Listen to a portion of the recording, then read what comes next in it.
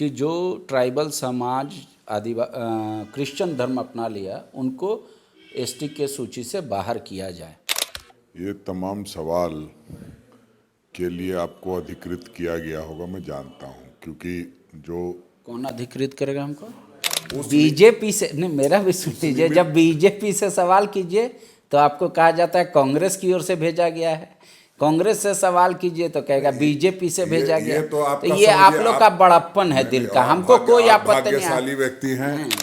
3 राज्यों में चुनाव हार के बाद कांग्रेस तो यहाँ इतना सजग हो ही गया होगी कि कोई षड्यंत्र नहीं कर पाएगा उनके खिलाफ। झारखंड में इन दिनों 2 मुद्दा अहम जोर शोर से चल रहा है। एक पंडित धीरेन्द्र शास्त्री की सभा को लेकर और दूसरा डीलिस्टिंग को लेकर। समय पर भी आपत्ति है। हमारे साथ कांग्रेस के प्रदेश अध्यक्ष राजेश ठाकुर जी हैं। ठाकुर जी, 2 मुद्दा है। एक तो कोर्ट में है फिलहाल, और 24 तारीख को रांची के मोराबादी में विशाल रैली हो रही है डीलिस्टिंग को लेकर, कि जो ट्राइबल समाज क्रिश्चियन धर्म अपना लिया उनको एसटी के सूची से बाहर किया जाए। कई जो संगठन हैं आपके क्रिश्चियन समुदाय के, उन लोगों ने समय पे आपत्ति दर्ज की है कि 24 को नहीं करना चाहिए, 25 को, चूँकि बड़ा दिन है, क्रिसमस है। सरकार का क्या मानना है? क्योंकि बीजेपी बहुत आक्रामक है इन दिनों मुद्दे को लेकर। वो कह रही है कि आप लोग सिर्फ तुष्टीकरण करते हैं, क्यों नहीं वहाँ पर धीरेन्द्र शास्त्री जी की सभा होनी चाहिए। जब आप चंगाई सभा करने की इजाज़त देते हैं तो सरकार को क्यों आपत्ति है इससे? नहीं, देखिए, ये तमाम सवाल के लिए आपको अधिकृत किया गया होगा, मैं जानता हूँ, क्योंकि जो कौन अधिकृत करेगा हमको? जो भारतीय जनता पार्टी का अभी एजेंडा चल रहा है, किस तरह से उसका ठेका हम ही ने उठा लिया है। पहले एकाधिकार वो जो बड़े चैनल्स थे उस पर किया गया। अब कानून आया है परसों संसद में, जो कल पास हुआ है, उसमें आप लोगों को भी वो कर लिया है कंट्रोल। तो जब बीजेपी से नहीं, मेरा भी सुन लीजिए। जब बीजेपी से सवाल कीजिए तो आपको कहा जाता है कांग्रेस की ओर से भेजा गया है, कांग्रेस से सवाल कीजिए तो कहेगा बीजेपी से भेजा गया। तो ये आप लोग का बड़प्पन है दिल का, हमको कोई आपत्ति नहीं। भाग्यशाली व्यक्ति हैं जो आपके बारे में इस तरह का अगर कहा जाता है। हाँ, मुझे कोई आपत्ति नहीं, आप दिल खोल के कह सकते हैं। किसी भारतीय जनता हम पार्टी अपने आप को जनता का प्रतिनिधि मानते हैं और इसीलिए सवाल। मैं कभी भारतीय जनता पार्टी के नेता के मुंह से इस तरह की बात आपके प्रति नहीं सुना हूँ।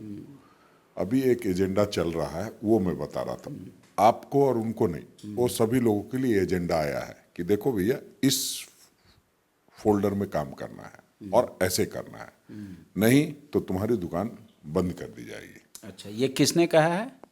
कल कानून आ गया है, लॉ आ गया है। अच्छा। हाँ, उस पर ध्यान रखिए, पढ़ लीजिए ध्यान से। अच्छा। और पढ़ करके समझना भी है और उस अनुरूप काम भी करना है। अच्छा। अब बहुत तरह का भी 3 दिन में जो ये 145 सांसदों को बाहर किया गया, तो लोगों को कोई, ताकि बिना चर्चा के भी कानून पास हो जाए। बिना चर्चा के ऐसे ऐसे कानून पास किए गए हैं जो सोचा नहीं जा सकता है कभी। पहले 15 दिन का रिमांड पे रहते थे, अब 150 दिन का रिमांड पे रहना पड़ेगा। तो रिमांड का ध्यान रखिए और सवाल पूछते जाइए, क्योंकि अगर ये जहन से जरा सा भी हटा तो 150 दिन काटना मुश्किल होगा। और अब वो भी नहीं है कि जैसे आप एक बयान दर्ज करा दिए और उसके बाद गए आप मुकर गए, वो नहीं चलेगा। अब वीडियोग्राफी होगी और वही डन बयान होगा। ये आप चाहे कितने भी पिट करके बयान दे रहे हों, उससे कोई मतलब नहीं है। तो इस निमित्त ये सवाल पूछना जरूरी है। और सवाल ये जो है, ये एक्चुअली में सच पूछा जाए तो जो वहाँ के जिला प्रशासन के लोग होते हैं वो तय करते हैं। कोई हमारे पास आवेदन तो दिया नहीं है, कोई भारतीय जनता पार्टी का नेता या धीरेन्द्र शास्त्री, ये लोग कोई दिया हो तो हम जरूर उस पर विचार करेंगे। हमारे पास कोई अभी तक आवेदन नहीं दिया है किसी ने। आवेदन देने दीजिए, निश्चित रूप से विचार किया जाएगा। जब बात सोच की हो तो आप टेक्निकल चले जाइए, जब टेक्निकल हो तो परसेप्शन की बात करने लगिए। हाई कोर्ट ने कहा है कि 2 सप्ताह के अंदर जिला प्रशासन निर्णय ले, नहीं तो 25,000 का फाइन भी लगाएंगे।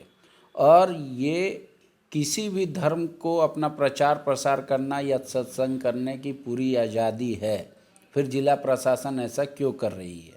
ठीक है, बीजेपी का आरोप है कि आपके इशारे पर हो रहा है ये सब काम, वो सवाल है मेरा।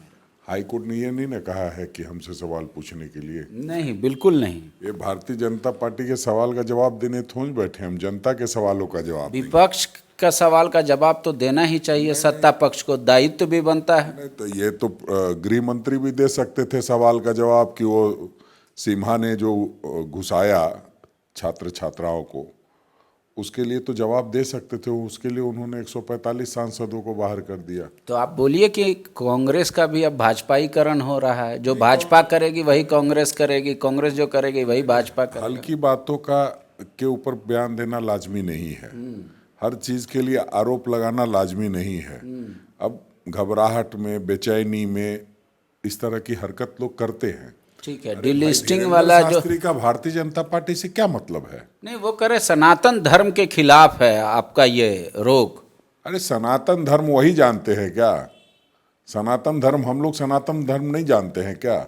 सनातन धर्म में सबसे बड़ा है कि सद्भावना फैलाना है, अधर्म का नाश हो, प्राणियों में सद्भावना हो, इस चीज़ को समझना होगा।